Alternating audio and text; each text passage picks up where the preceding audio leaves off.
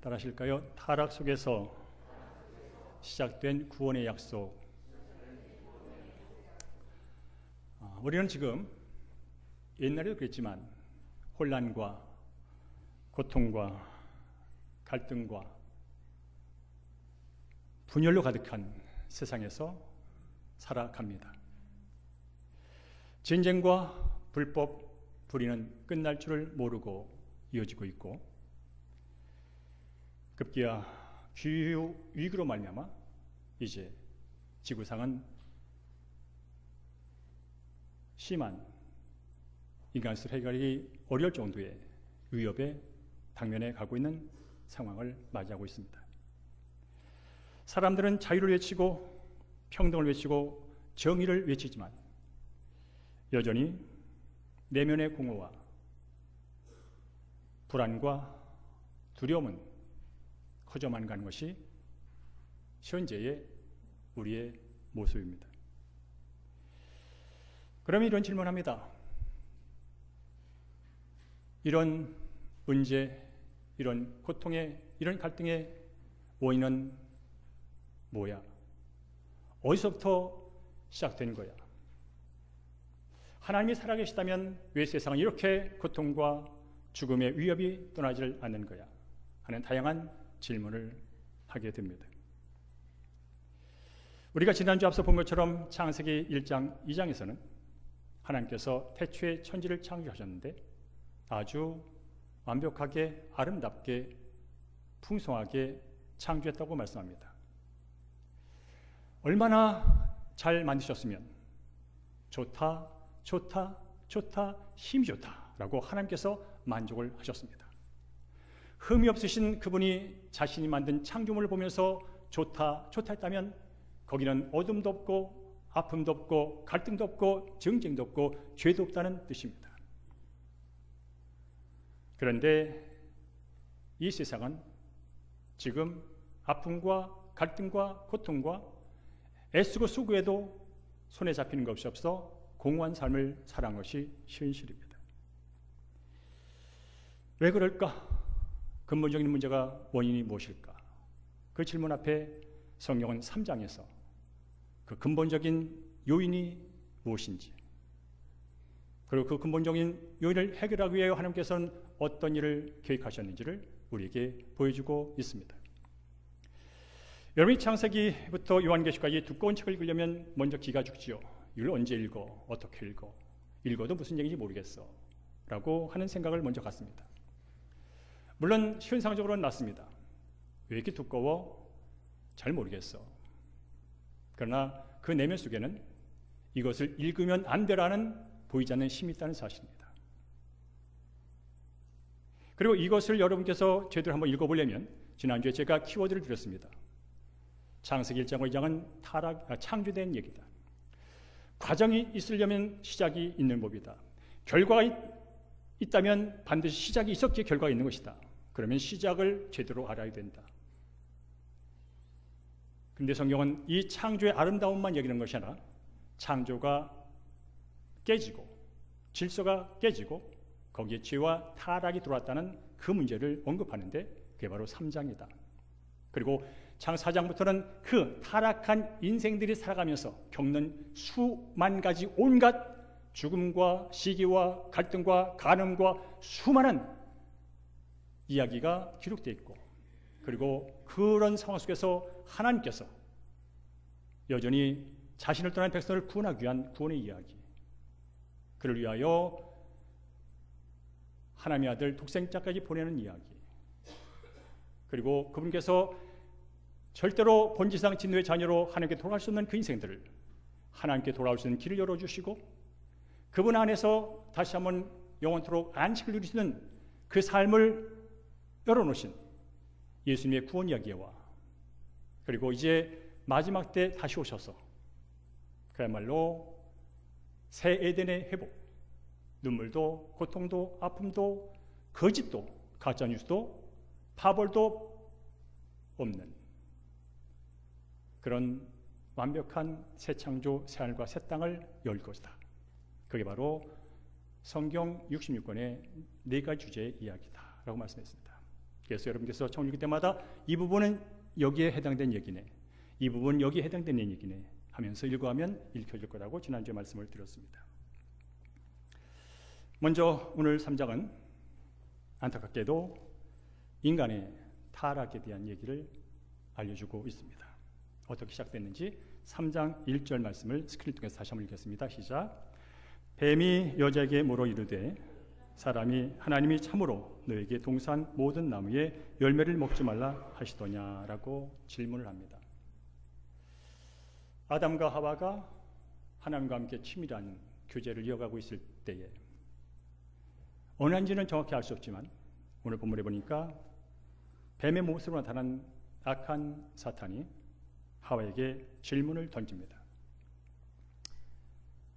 하와야, 진짜로 하나님이 너에게 동산 모든 나무의 열매를 먹지 말라고 했니? 라고 질문합니다. 우린 여기서 사탄이 질문을 하는데 틀린 말은 아니지만 교묘하게 하나님이 말씀하신 것을 왜곡해서 질문한다는 사실을 보게 됩니다. 하나님은 모든 나무의 열매를 먹지 말라고 하지 않았습니다. 창세기 2장 16절에 보면 여호와 하나님이 그 사람에게 명하여 이르시되 동산 각종 나무의 열매는 네가 임의로 먹되 선악을 알게 하는 나무의 열매는 먹지 마라. 네가 먹는 날에는 반드시 죽으리라고 말씀했습니다. 동산에 있는 모든 나무 열매 먹어도 괜찮아. 임의로 네 마음대로 자유롭게 먹어. 그런데 한 가지, 선악을 알게 하는 나무의 열매만 먹지 마. 먹으면 반드시 죽는다. 그러나 이 사탄이 이렇게 질문합니다. 진짜 그랬어? 진짜 하나님이 너한테 그렇게 말했어? 모든 거 먹지 말라고.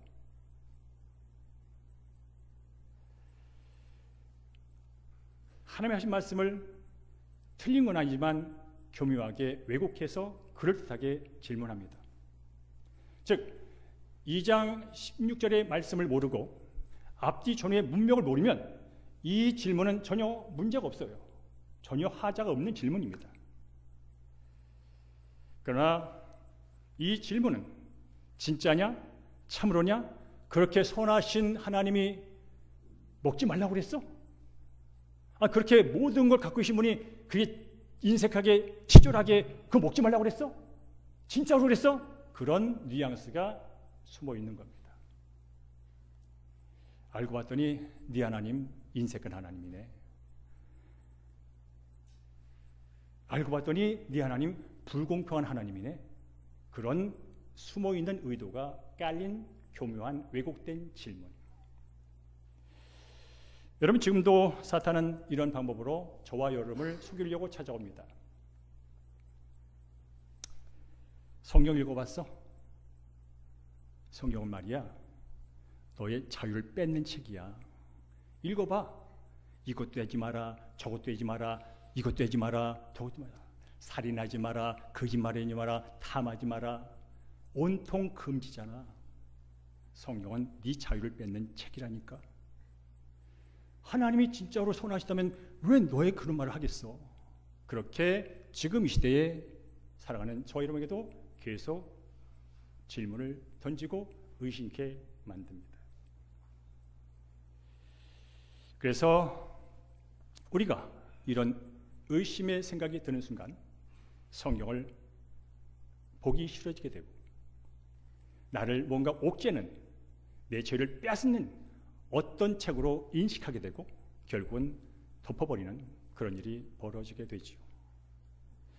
자, 그럼 이런 질문에 대해서 하와는 어떻게 대답을 했을까요? 어떻게 반응을 했을까요? 질문이 있으면 질문의 의도를 알고 대답을 잘해야 되는 겁니다. 어쨌든 하와는 질문을 받았습니다. 진짜로 네 하나님이 모든 나무의 열매를 먹지 말라고 한 게 사실이냐? 그때 하와는 이렇게 대답을 합니다. 2절과 3절 시작. 여자가 뱀에게 말하되 동산 나무의 열매를 우리가 먹을 수 있으나 동산 중앙에 있는 나무의 열매는 하나님 말씀에 너희는 먹지도 말고 만지도 말라. 너희가 죽을까노라 하셨느니라 라고 대답을 합니다. 하나님의 말씀이라는 근거까지 들어서 대답을 했지만 이 대답을 조금 더 깊이 들어보면 두 가지 잘못된 점을 발견합니다. 첫째는 하나님께서는 이 선악을 알게 하는 나무의 열매를 먹지 말라고만 했습니다. 그런데 하와는 만지도 말라고 했다고 덧붙였습니다. 여러분 잘 들으셔야 돼요.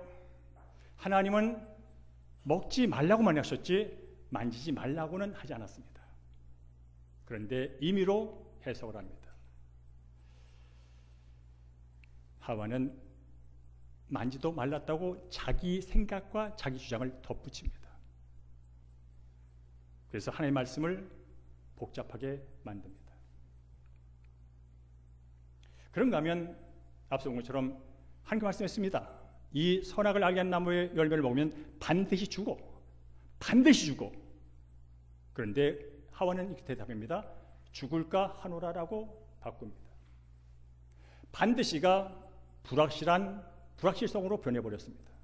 누가요? 하와가 하나님의 말씀을 그렇게 왜곡해 대답을 했습니다. 여기서 알게 됩니다. 질문 하나 잘못 들었더니 대답이 이렇게 바뀌는구나. 교묘한 질문 앞에 하나님이 정확히 말씀하신 것을 이렇게 인간이 바꿔서 대답을 할 수 있구나 라는 사실을 알게 되는 것이죠. 여러분, 지금도 사탄은 우리 알고 보면 하나님의 말씀을 오해하게 만들고 하나님을 왜곡된 방식으로 해석하게 만듭니다. 그래서 이단이 많은 겁니다. 귀티도 잘 하셔야 됩니다. 하나님의 말씀을 내 마음대로 해석한다든지 덧붙여서는 안 됩니다.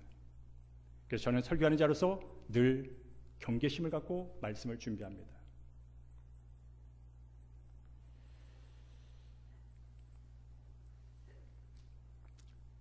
하와가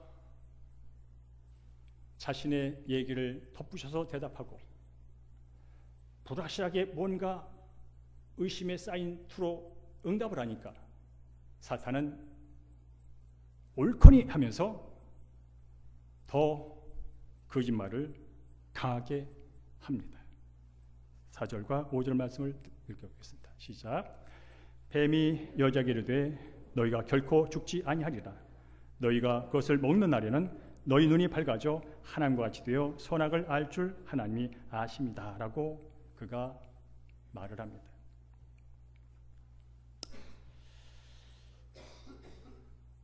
하나님이 뭐라고 하냐면 반드시 죽는다라고 말씀했습니다. 그랬더니 사탄이 말합니다. 결코 죽지 않아. 완전 180도 바뀌었습니다. 반드시 죽는다. 쭉 가서 결코 죽지 않아 라고 바뀌어버렸습니다. 몇 마디 오고 가지도 않았는데 반드시 죽는다가 결코 죽지 않아로 바뀌어버렸습니다. 질문 하나에 그 질문을 대답한 그 결과가 이렇게 변해버렸습니다. 하나님의 진리의 말씀이 완전히 180도 반대로 부정돼 버렸습니다.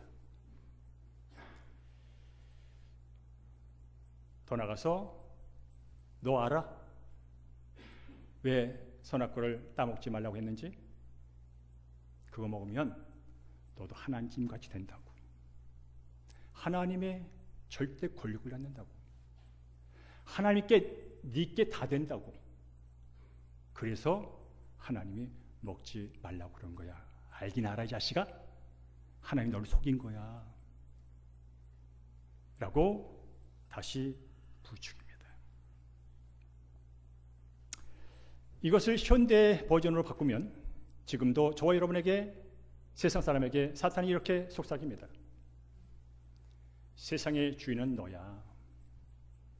세상의 중심은 너라고. 그러니까 네가 원하는 대로 살면 그게 행복이야. 그게 멋진 거지. 선이 뭔지 아니? 네가 정하는 게 선이야. 네가 주인이고 네가 중심이라면 네가 결정하는 게 기준이지. 그래서 어디까지 왔냐고요? 네가 지금 생물학적으로 그동안 배워왔던 남자라고 여겼던 네가 여자라고 성을 바꿀 수 있어 까지 온 거예요. 지금도 계속 유명한 강사입을 통해서 매스컴을 통해서 네가 주인이야. 네 마음 가는 대로 해. 네 느낌대로 하라고. 네가 기준이야. 네가 여자면 여자고 네가 남자면 남자야. 누가 뭐래? 네 인생 네가 주인인데 라고 계속 속삭입니다. 이게 거기서만 멈추는 게 아니에요. 모든 삶의 영역으로 정치, 경제, 문화 모든 영역으로 다 퍼져서 지금 그 사탄의 소리에 사람들이 속고 있는 거죠. 그렇다지 않습니까? 세상에 내가 중심, 맞지 중심이지. 내가 주인인데 누가 뭐라는 거야. 맞지 얼마나 멋있어요. 그런 일이 지금도 세상에 벌어지고 있습니다. 그런데 불행하게도 하나님 없이 내가 주인 되면 진짜 자유를 누리고 하나님 없이 내가 주인 되면 이 땅의 것이 모든 걸 내가 될 줄 알았는데 웬걸 세상에 그렇지 않잖아요. 마음속에는 공허와 불안과 두려움은 사라지지 않고 너와 나의 관계 속에서 벌어지는 갈등과 깨짐은 연속되어지고 있고 그것이 공동체로 그것이 파벌로 힘을 도와가면서 계속해서 더 혼란의 늪속으로 빠져들고 있지 않습니까? 여러분, 내가 주인 되면 내가 세상의 중심이 되면 자유로울 것 같지만 그렇지 않습니다. 그럴수록 혼란스럽고 그럴수록 사회와 정치와 이 땅은 더욱더 길을 잃고 헤매게 된다는 사실을 명심하기 바랍니다. 자, 그러면 이제 이 사탄의 이 강력한 반드시 죽어 결코 죽지 않아 라는 말을 들은 이 하와의 다음 모습은 어땠을까요? 6절을 함께 했습니다. 시작. 여자가 그 나무를 본즉 먹음직도 하고 보안직도 하고 지혜롭게 할 만큼 탐스럽기도 한 나무인지라. 여자가 그 나무를 따먹고 자기와 함께 있는 남편에게도 주매 그도 먹은지라 라고 합니다. 여기서는 관점이라는 단어를 뽑아낼 수 있습니다. 그동안은 A라는 지식으로 그것이 기준이 돼서 사건을 보고 상황을 봤습니다. 그런데 A라는 지식과 기준이 B라는 것으로 대체가 됐습니다. 그래서 아무튼 B가 기준되고 B의 지식을 갖고 세상을 바라봅니다. 사탄이 찾아와서 하와를 유혹하기 전에는 하와는 동산 중앙에 있는 선악과 나무를 볼 때마다 하나님께 그러셨지. 다른 거는 마음껏 먹어도 되지만 저 먹지 말라고 그랬어. 저거 안 먹어도 사는 지장 없네. 저거 안 먹어도 뭐 먹을 거 많네. 그냥 대수롭지 않게? 그래, 나는 하나님이 지은 피조물이니까 하나님 말씀 따라 사는 게 맞지. 그분은 여기 왕이고 주인이니까 그분 말씀대로 명령 순종해서 사는 게 이게 맞는 거지 라고 그렇게 살았어요. 그런데 사탄이 진짜로 그랬어? 아이고, 네 하나님이 쫀쫀하네. 안 죽어. 왜 그런지 알아? 하나님처럼 된다니까. 그 얘기를 듣고 나서 새로운 지식이 들어버렸어요. 하나님의 명령이 사라지고 사탄의 유혹의 지식이 들어버렸어요. 그 지식을 갖고 그걸 보니까 웬걸 먹음직스럽네. 탐스럽네. 그러면 그렇지 하는 생각이 드는 거예요. 그래서 여러분, 어떤 가치와 어떤 기준과 어떤 지식과 어떤 정보가 내 안에 들어왔는가 중요하다는 거예요. 시간이 없어 그런 얘기 사회현상과 빗대서 설명하지 않겠습니다. 어쨌든 그는 그 사탄이 준 정보를 가지고 그걸 보니까 먹음직스럽고 탐스럽고 보암직스러워서 그러면 그렇지 하고 따먹어 버렸습니다. 하나님 없이 마음껏 누릴 자유를 생각하면서 하나님 없이 내 마음대로 우주 만물을 다스릴 그 멋진 야망을 갖고 먹었습니다. 그리고 남편에게도 줘서 먹었다고 말합니다.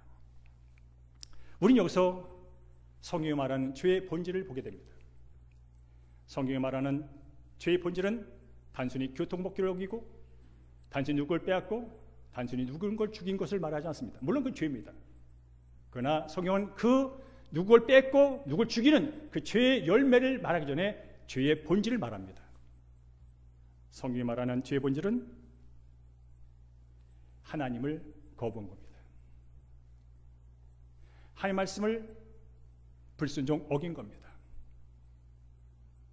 창조주 하나님, 절대 주권을 가진 그 하나님의 자리를 내가 찬탈, 빼앗아 하나님 없이 내가 하나님의 자리에서 왕노로 타겠다는 그것입니다.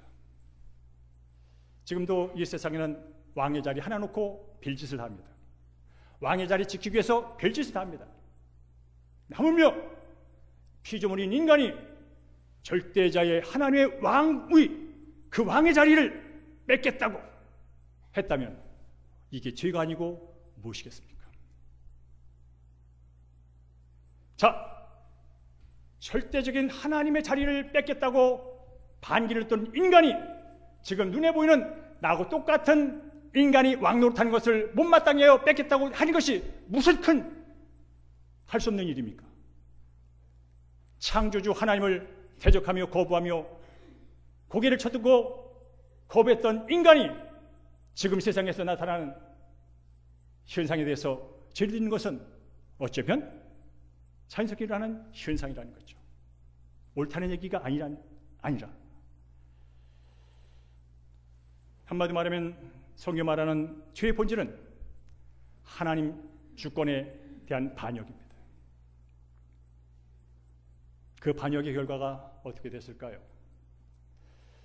고려시대, 조선시대 누군가 왕의 자리를 찬탈하기 위하여 쿠데타를 일으켰다면 그게 실패로 돌아갔다면 삼족을 몰아버렸습니다.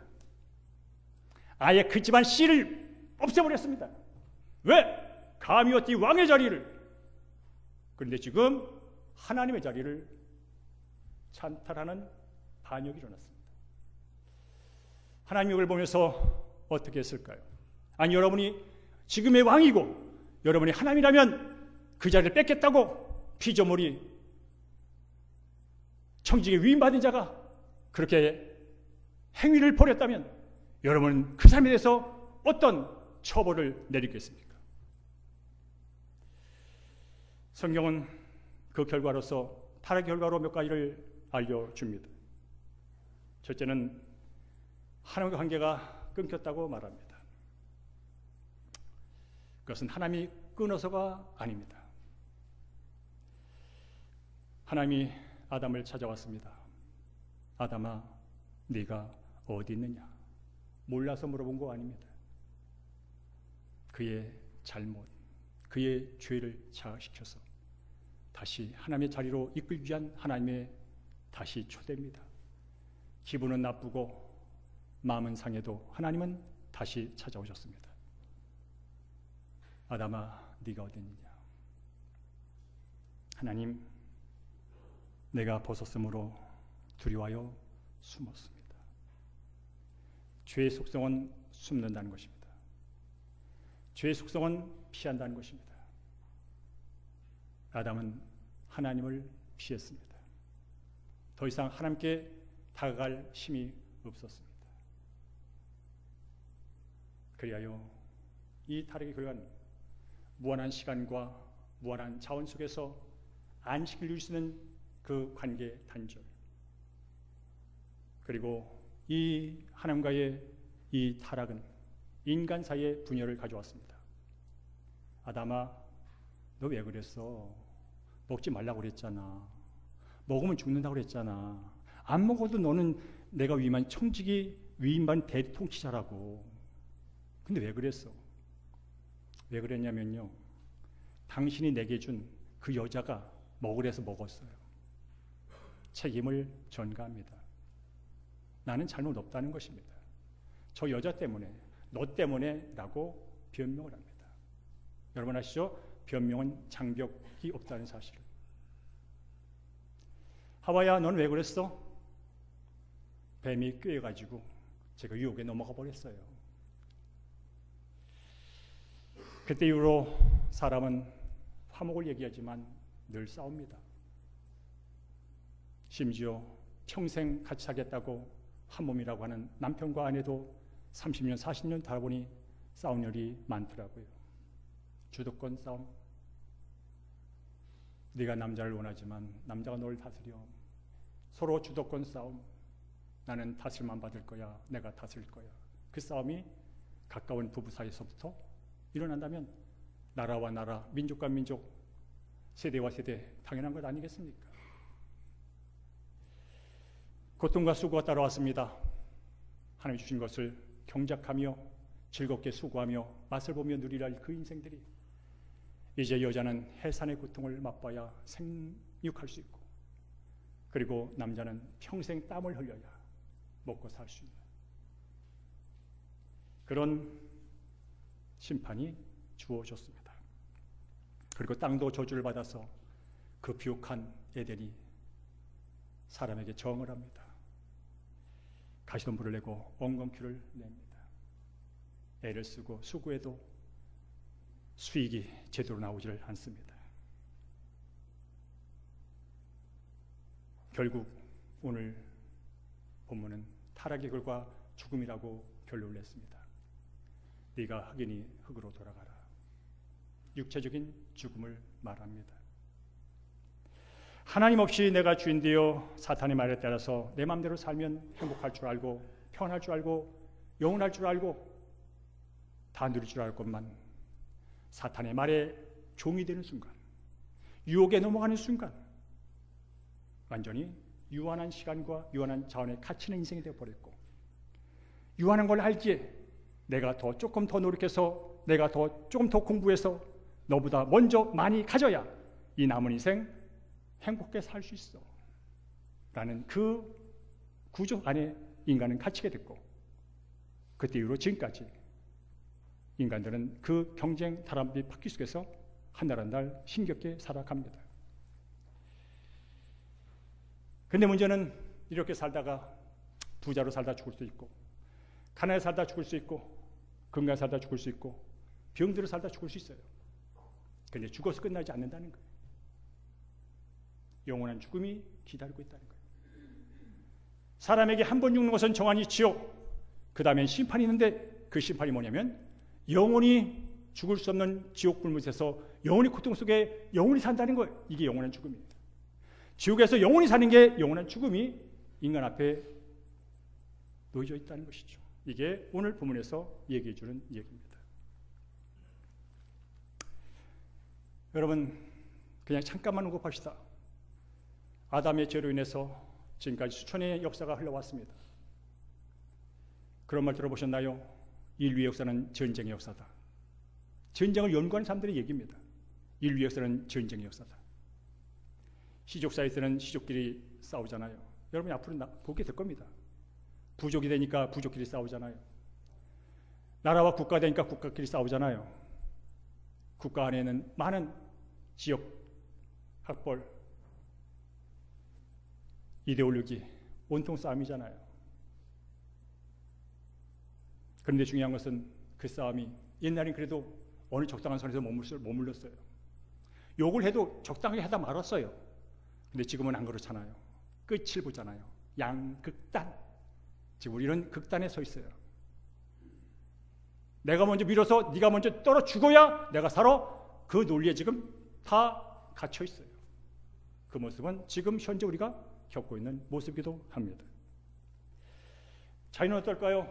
자유는 실험을 합니다. 물론 인간이 먹고 사는 것 하나님 주신 어떤 기회이기도 하지만 인간의 탐욕과 이기심으로 인해서 자유는 훼손됐고 온난화와 엘니뇨와 속에서 지금 LA에서는 산불로 인해서 수많은 사람들의 재산을 잃었고 폭한과 폭설과 홍수와 아프리카에서는 여전히 절대 가뭄 그런 재앙 속에서 우리가 현재 살고 있습니다.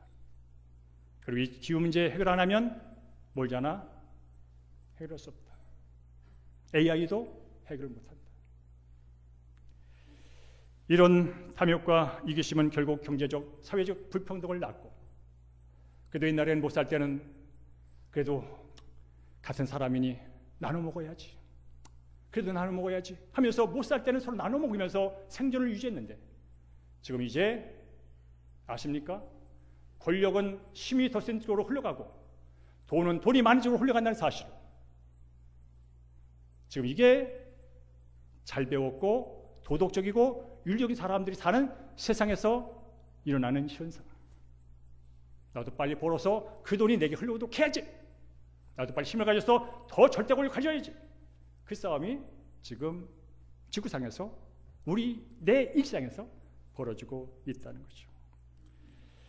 그런 경쟁과 상황 속에서 살다 보니 인간은 피곤함을 느끼고 친구인 줄 알았더니 적이네.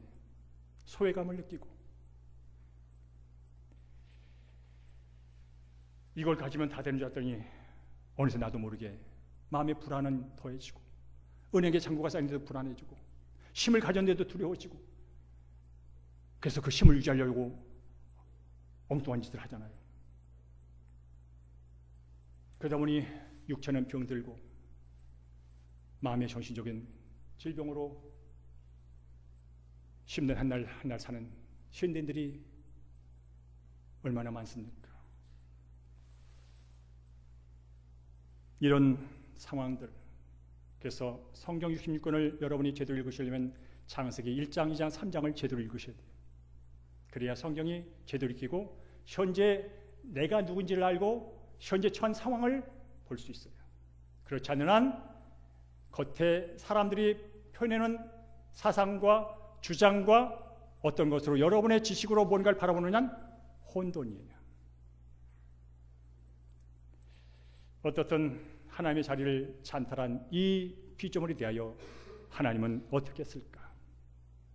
한 나라의 왕이 자신의 왕권을 도전한 자에게 삼족을 몰한다면 천지 만물을 창조하신 그분의 자리를 찬탈한 이 백성에 대하여 하나님은 어떻게 하셨을까? 우리 함께 3장 15절을 읽습니다.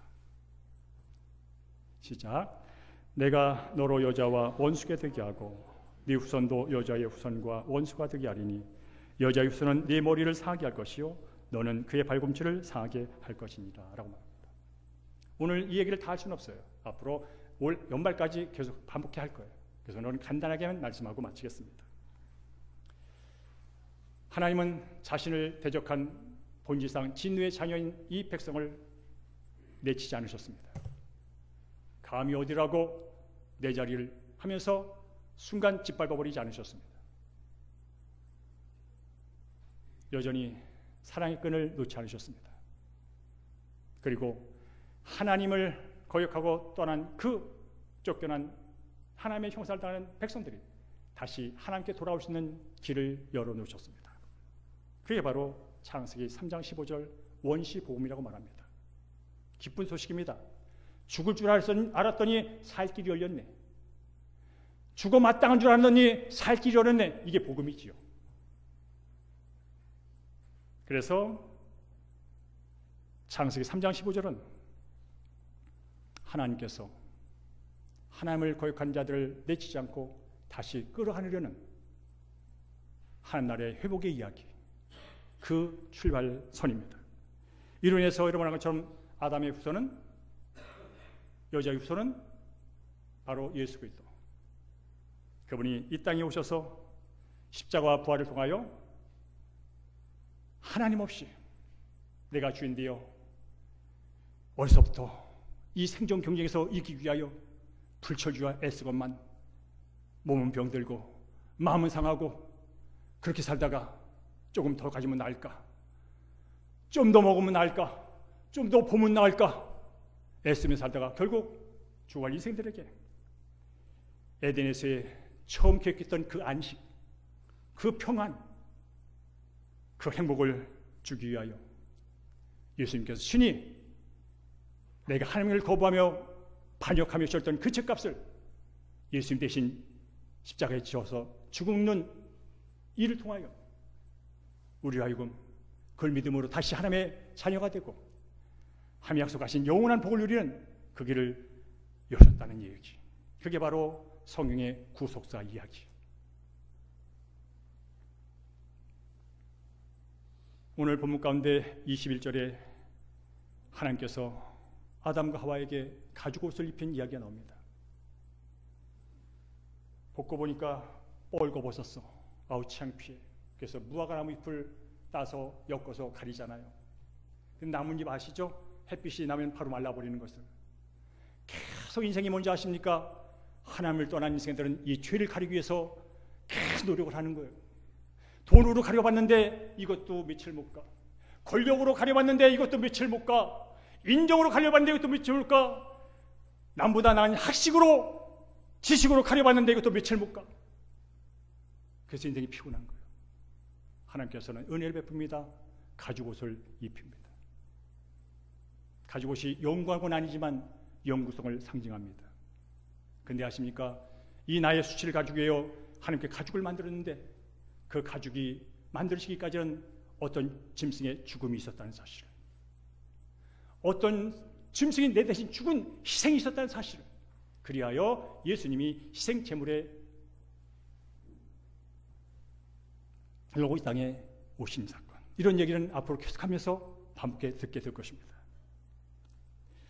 오늘 말씀을 마무리하겠습니다. 우리 먼저 오늘 말씀을 하면서 한 3가지 적용을 하기 원합니다. 첫째는 오늘 3장을 읽으면서 여러분이 하나님의 마음을 봤으면 좋겠어요. 하나님의 마음이 어떤지, 나의 형상을 따라 지음받은 그 백성, 내 안에서 자유의지를 가지고 마음껏 안식을 누리며 살기를 원하며 함께 교제하며 살기 원했던 그 인간, 하나님의 자리를 찬탈하려고 반역을 일으키고 결국은 에덴에서 쫓겨나는 뒷모습을 바라보는 하나님의 마음. 여러분이 엄마 아버지라면 말을 지겹게 안 들고 하는 일마다 하는 말마다 죄를 짓고 나쁜 짓을 해서 부모님이 해초리 들 때 맞는 놈도 마음이 아프지만 해초리 드는 그 어머니의 아버지의 마음이 이 하나님의 마음 그 이상이라는 것이죠. 나 같으면 화나서 분이 나서 내치고 끊어버리고 짓밟고 말 것만, 하나님 그래도 여전히 창세기 3장 15절 말씀을 주시고 가죽을 입히면서 다시 돌아오기를 원하시는 그 하나님의 무한한 자비와 은혜의 마음, 그걸 우리는 여기서 봐야 되는 거예요. 동시에 하나님의 떠난 삶이 어떻구나, 하나님의 다스림과 하나님의 통치를 벗어난 인생이 어떻구나 하는 걸 보게 되는 거예요. 그리하여 대한민국 국민으로서 대한민국의 헌법도 지켜야 되고 형사법도 지켜야 되고 민사법도 지켜야 되고 많은 걸 다 정의롭게 지켜야 되는 동시에 우리는 근본적인 하나님 나라의 법, 하나님께서 내가 이 땅에서 어떻게 살기를 원하시는지, 그 법의 통치를 받을 때 같은 법을 놓고 이쪽에서는 이렇게 해석하고 같은 정의를 말하면서 이쪽은 이렇게 말하는 극단으로 펼쳐지는 이 상황 속에서 우리는 새롭게 그걸 바라볼 수 있는 거예요. 하나님의 통치, 하나님의 법을 여러분이 모른다면 여러분 역시 같은 법을 놓고 이렇게 해석하고 저렇게 해석하고 권력무죄, 유죄무죄 그런 형식이 여전히 통용되는 이 시대 속에서 여러분도 역시 한편에 서서 한쪽을 정죄하며 한쪽을 욕하며 핏대를 흘리며 살 수밖에 없는 한계. 그러나 하나님 나라 법으로 세상을 바라보고 하나님의 마음으로 세상을 바라볼 때 이 불쌍한 존재들, 이 불쌍한 상황들, 하나님 없이 길을 잃고 헤매는 이 모습을 바라보면서 애통하며 주여 불쌍히 여겨 주십시오. 주님 불쌍히 여겨 주십시오. 남에게 정죄를 하기 전에 주여 나를 불쌍히 여겨 주옵소서라는 기도가 먼저 나오는 것, 그것이 바로 하나님의 통치. 그리하여 가정에서도 직장에서도 사업체에서도 모든 관계 속에 우리는 하나님의 통치를 이루고는 안 돼요. 하나님이 어떻게 원하실까? 하나님의 통치는 사랑의 통치야. 하나님의 통치는 화목의 통치야. 하나님의 통치는 상생의 통치야. 하나님의 통치는 공생의 통치야. 하나님의 통치는 너도 잘 되고 나도 잘 되는 통치야. 그를 위해 내가 가정에서는 어떻게 해야 되지? 그를 위해서 내가 직장에서는 어떻게 해야 되지? 내가 극장에서 대한민국 국민으로서는 어떻게 해야지? 하는 거기에서의 출발. 그렇지 않고 지금 내 이익에서 출발한다면 여러분 앞에 여러분의 생각이 다른 사람들은 다 싫은 사람이고 불의한 사람이고 죽어 마땅한 사람일 겁니다. 셋째로 우리는 완벽한 것, 아름다운 것은 아직 오지 않았습니다. 세대는 아직 오지 않았습니다.